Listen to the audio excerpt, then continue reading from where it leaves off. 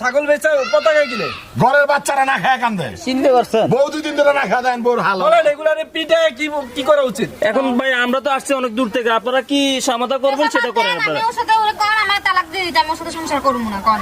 না। এখন তো ওই যে তোমার শ্বশুর তো বলতেছে যে মাঝে মধ্যে তো ভালোই থাকো তোমরা, না তোমার শ্বশুর তো কইতাছে আমার শ্বশুর মিছা কথা কয়। তোমার শ্বশুরে মিছা আমার কথা। শ্বশুর দেখে যে আমার দেখছেন কেমন কথা?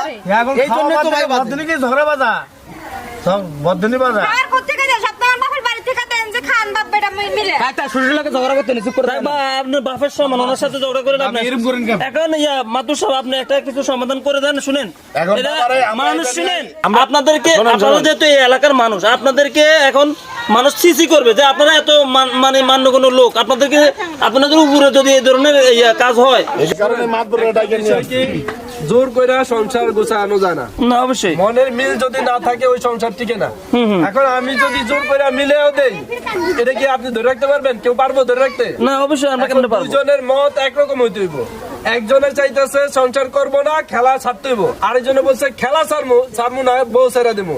মানে ব্যাপারটা এরকম হয়ে গেলে আপনার সলিউশনটা কোন জায়গায় ঠেকাবেন বলেন?